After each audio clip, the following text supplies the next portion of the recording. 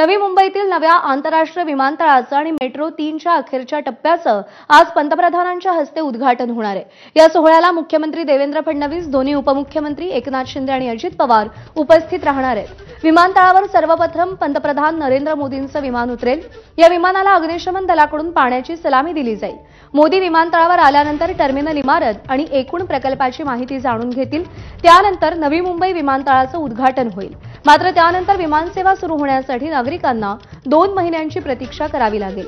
नवी मुंबईतील आंतरराष्ट्रीय विमानतळाचा मुंबई, ठाणे आणि नवी मुंबईसह पुण्यातल्या प्रवाशांनाही फायदा होणार आहे। वेदांत नेब आपले प्रतिनिधी सध्या आपल्या सोबत आहेत। वेदांत, कसा असेल हा विमानतळाच्या उद्घाटनाचा सोहळा?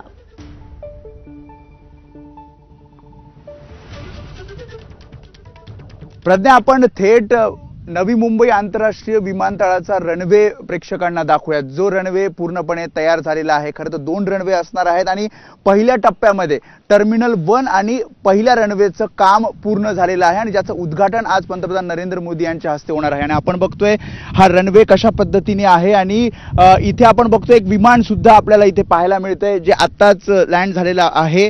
आणि संपूर्ण आपण इथे बघितलं तर सुरक्षा तर वाढवण्यात आलेलीच आहे, मात्र जर एकूण संख्या बघितली तर सध्या पहिल्या टप्प्यामध्ये 75 हेलिपोर्ट सोबतच जेट स्टँड हे या टर्मिनल 1 वर तयार करण्यात आलेले आहेत। आणि जशी सुसज्ज इमारत आपल्याला पाहायला मिळते, तेवढाच मोठा रनवे आपल्याला पाहायला मिळतो। खरं तर मुंबई आंतरराष्ट्रीय विमानतळाचा एकच रनवे आहे आणि त्यामुळे तिथे ताण पडत असल्यामुळे नवी मुंबई आंतरराष्ट्रीय विमानतळ हे खरं तर त्याचं उद्दिष्ट या विमानतळाचं आहे। आणि त्यामुळेच हा ताण कमी करण्याच्या दृष्टिकोनातनं आता पहिला रनवे पूर्ण झालेला आहे आणि दुसऱ्या रनवेचं काम सुद्धा प्रगतीपथावर आहे। डिसेंबरमध्ये ऑपरेशन्स व्यावसायिक विमानांचे चालू होतील, मात्र सध्या या दृश्यांमध्ये बघतोय काही हेलिकॉप्टर्स आपल्याला तिथे पाहायला मिळतात आणि एक विमान सुद्धा आता लँड झालेलं पाहायला मिळतं। आणि इथेच 2:30-2:45च्या सुमारास पंतप्रधान नरेंद्र मोदी हे इथे येतील आणि या नवी मुंबई आंतरराष्ट्रीय विमानतळाचं उद्घाटन करतील। 25 वर्षाची खरं तर प्रतीक्षा होती आणि ही 25 वर्षाची प्रतीक्षा आज पूर्ण झालेली आहे। 2018ला भूमिपूजन झालं आणि 7 वर्षात पहिल्या टप्प्याचं काम हे पूर्ण झालेलं आहे। पाठीमागची बाजू म्हणजे रनवे आणि रनवेच्या समोरची बाजू इथे आपल्याला या आंतरराष्ट्रीय विमानतळाची पाहायला मिळते। आतले आपण दृश्य बघितले, सर्व काही आधुनिक आपल्याला या सगळ्या आंतरराष्ट्रीय विमानतळावर पाहायला मिळतं। जे मुंबई विमानतळावर आहे त्यापेक्षा आधुनिक तंत्रज्ञान या नवी मुंबई आंतरराष्ट्रीय विमानतळावर आपल्याला पाहायला मिळते। आणि कनेक्टिव्हिटीच्या दृष्टिकोनातनं तिन्ही मार्गाने म्हणजे रेल्वे मार्ग असेल, रस्ते मार्ग असेल, शिवाय आता वॉटर टॅक्सीच्या माध्यमातून जलवाहतूक सुद्धा सुरू होणार आहे आणि त्यामुळे तिन्ही मार्गाने याला कनेक्टिव्हिटी असणार आहे। आणि याची दृश्य आपण एबीपी माझावर बघतोय। हा संपूर्ण रनवे याचं सुद्धा म्हणजे विमानतळाचं उद्घाटन असताना या रनवे सुद्धा आजपासून सुरू होते। याच्या काही चाचण्या मागील काही महिन्यांपूर्वी झाल्या होत्या आणि चाचण्या पूर्ण झाल्यानंतर आज हा रनवे खुला होतोय आणि त्याचं उद्घाटन पंतप्रधान नरेंद्र मोदी यांच्या हस्ते होतंय। प्रज्ञा, बरोबर आहे आणि सगळ्यांनाच प्रतीक्षा आहे या विमानतळाच्या उद्घाटनाची। पण वेदांत, आपल्या सगळ्या प्रेक्षकांसाठी या विमानतळाची नेमकी वैशिष्ट्ये काय आहेत आणि या विमानतळामुळे नवी मुंबई, मुंबई, पुणे या सगळ्या परिसरातल्या नागरिकांना काय आणि कसा फायदा होणार आहे? नक्कीच, आपण जर नवी मुंबई विमानतळाची कनेक्टिव्हिटी बघितली तर अटल सेतूला हा कनेक्ट होतो। त्याशिवाय सायन पनवेल मार्गावरून थेट आपल्याला या नवी मुंबई विमानतळावरून येता येतं। मुंबई पुणे जो हायवे आहे त्याला सुद्धा हा कनेक्ट नवी मुंबई आंतरराष्ट्रीय विमानतळ आहे।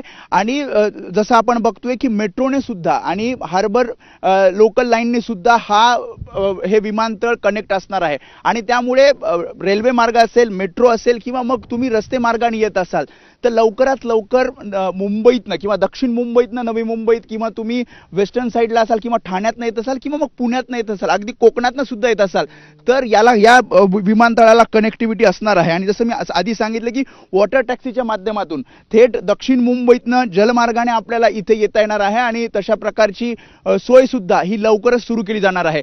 पुन्हा एकदा आपण दृश्यांमध्ये बघतोय पूर्णपणे हा रनवे कशा पद्धतीने तयार करण्यात आणि टर्मिनल 4 टर्मिनल असणार आहेत, 2 रनवे असणार आहेत। आणि जसं मी आधी सांगतोय की पहिल्या टप्प्यामध्ये 1 टर्मिनल आणि 1 रनवेचं हे काम पूर्ण झालेलं आहे आणि पुढे टप्प्याटप्प्यानं टर्मिनल 4चं जे काम आहे ते पूर्ण केलं केलं जाईल आणि सोबतच आपण जर बघितलं तर चेक इन सुद्धा चारही टर्मिनलवर करता येणार आहेत आणि क्षमता जर आपण बघितली तर साधारणपणे पहिल्या टप्प्यात जेव्हा काम पूर्ण होतोय तेव्हा वर्षाला 2 कोटी प्रवाशांना सेवा देऊ शकेल एवढं मोठं हे विमानतळ तयार करण्यात आले आहे आणि आशियातलं सर्वात मोठं विमानतळ म्हणून हे सगळं निर्माण करण्याचा प्रयत्न हा इथे करण्यात आलेला आहे आणि कशा पद्धतीने आज जेव्हा उद्घाटन होते तेव्हा तयारी सुद्धा तशा पद्धतीने केलीची आपल्याला पाहायला मिळते. 55,000 प्रवासी एका दिवशी प्रवास करू शकतात एवढी क्षमता या विमानतळाची असणार आहे. त्यामुळे कनेक्टिव्हिटी असेल किंवा मग आधुनिक टेक्नॉलॉजीचा वापर असेल या सगळ्याचा विचार करता सर्वात अत्याधुनिक आंतरराष्ट्रीय विमानतळ म्हणून आता नवी मुंबई आंतरराष्ट्रीय विमानतळाकडे पाहिलं जाईल, ज्याचं उद्घाटन दुपारी 2:30 ते 3च्या दरम्यान होणार आहे आणि संपूर्ण तयारी सुद्धा आपल्याला या रनवेची केलेली पाहायला मिळते. काही दिवसांपूर्वी या ठिकाणी चाचणी झाली होती, विमानाच्या चाचण्या झाल्यानंतर हा रनवे पूर्णपणे तयार झाला आणि ऑपरेशन जे आहेत म्हणजे व्यावसायिक विमानांची जी ऑपरेशन्स आहेत ती डिसेंबरपासून सुरू होणार आहेत आणि त्यामुळे कनेक्टिव्हिटीच्या दृष्टिकोनातनं मुंबई असेल, नवी मुंबई असेल, ठाणे असेल, पुणे असेल किंवा मग कोकणातनं जो कोणी येईल तो नवी मुंबई आंतरराष्ट्रीय विमानतळावर लवकरात लवकर कशा पद्धतीने पोहोचेल तशी सोय सुद्धा करण्यात येते. प्रज्ञा. वेदांत, धन्यवाद दिलेल्या सगळ्या सविस्तर माहितीसाठी. त्यामुळे ही रनवेवरची दृश्य सध्या आपण पाहतोय आणि अगदी काही क्षणामध्ये काही वेळातच या नवी मुंबई आंतरराष्ट्रीय विमानतळाचं उद्घाटन होणार आहे.